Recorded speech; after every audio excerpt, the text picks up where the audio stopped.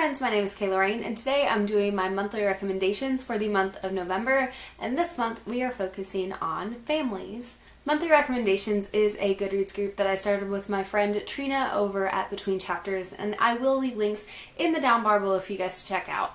Anyway, without further ado, I'm just going to jump right into my recommendations for this month, and I'm very excited about this particular theme because I love seeing families in literature. I think that it is so interesting to see their dynamics. For anyone who didn't know, I am a social worker. I work with children and youth in my community, and I work with families by extension, and I just absolutely love seeing family systems function. It's something that I've always been very interested in and very drawn to, so seeing that depiction in literature is always something that I just eat right up. So the very first book that I would like to recommend is Wild Swans by Jessica Spotswood. This is a young adult contemporary that follows a main character who has a very strained relationship with her mother, who walked out on her when she was very young, and she has been raised by her grandfather, but her mother comes back into her life, and with her she brings her two half-sisters who don't actually know that they have an older sister, and just seeing this development unfold was really interesting. I loved the complexities of this family relationship, and I liked the way that Jessica Spotswood explored all of these different elements, and I think she did such a fantastic job. Next, I would like to recommend Simon versus the Homo Sapiens Agenda by Becky Albertalli, because this is probably one of the most realistic and normal families that I've seen depicted in young adult literature. I absolutely love Simon's family. I think that it is such a great representation of many families that I've come across, in that they kind of just exist for all of the mundane parts of life, like coming together and watching your favorite TV show, but they're also there for the bigger moments. And just seeing that relationship explored for both the mundane moments of Simon's life and then some of the bigger moments that I'm sure that he considers important to himself, having his family there was really fantastic. So seeing that balance and that back and forth with having his sisters there and his parents there was really cool. I especially loved the relationship between Simon and his parents. I thought that it seemed very realistic, especially when Simon got into trouble. I felt like the way it was handled was just done in such a realistic manner, and Becky Albertalli definitely has a knack for writing really realistic family systems, at least from what I could tell from this book.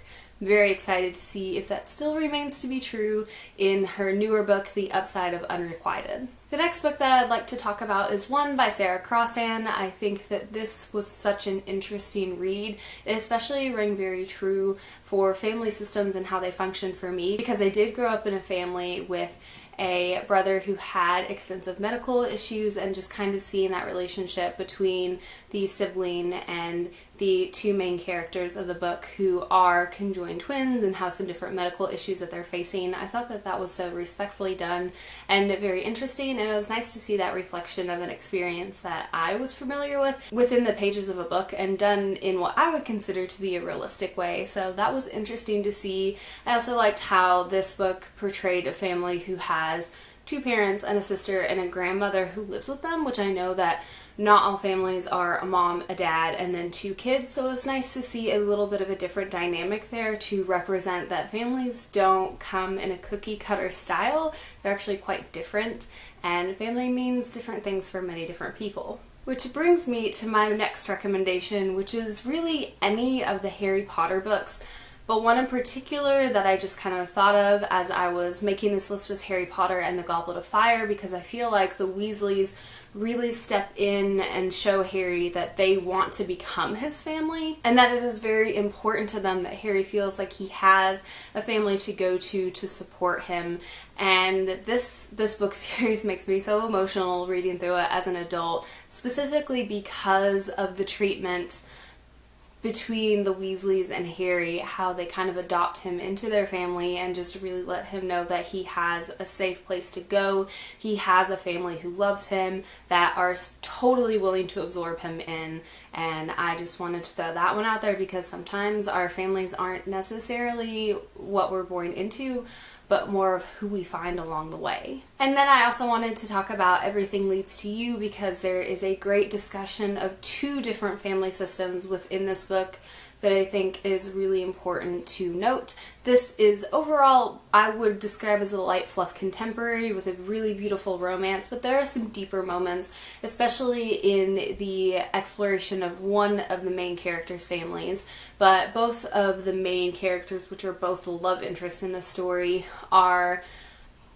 both are allowed to have this exploration of their family systems, and I think that it's really great to see how those are explored, how they're represented, and also, again, comes back to that not every family looks the same, some families are different, and with that we also function a little bit differently, so I definitely want to throw Everything Leads to You by Nina LaCour in there. I would also like to throw in If I Was Your Girl by Merideth Russo, specifically because I think this book has a pretty great portrayal of growing up with divorced parents and having to live in a different space. And of course the main character ends up moving in with her father because there was a really traumatic event that she was involved in because she is a trans girl, and unfortunately she received some really terrible backlash from that when she was living with her mother in her hometown. So she did move in with her father to kind of help her create this new identity where no one else knew her and she wouldn't have to worry about people delving into her past and abusing her because of any information that they found. So I thought that this was really interesting because it explores that relationship between one child moving in with a new parent and kind of getting a feel for that dynamic. I liked how there were some flashbacks so we could see the main character's interactions with her mother when she did live with her, and then we also get to see her interactions with her father, who is not quite used to this situation and is clearly kind of sinking into the role of being father once again, and I really enjoyed that exploration of family dynamics in this book. And lastly, I would like to recommend Where Do You Go Bernadette by Semple, and this is the only adult book on this list, and adult books rarely make an appearance in my videos, but here it is. The only thing I can really say about this is this just portrays an incredibly dysfunctional family, but explores it really well, and it just explores the complexities of that, and it was just such an interesting look at it, and I just enjoyed all of the dysfunctional relationships that were explored in this book, but specifically the family system and how at the end of the day you can still have love and affection for your family, and it can still kind of be messed up and things still need to be fixed, but it's still a family. So I really enjoyed Where Do You Go Bernadette. Anyway, that has been it for today's video. I just wanted to thank you guys so much for coming in and watching, and if you have any recommendations for great family systems, feel free to leave that in the down bar below. As I said, I'm obsessed with family systems. It's something I am super interested in, so I will not be mad at a recommendation. I will be so excited for it. As always, thank you so much for watching. Stay weird.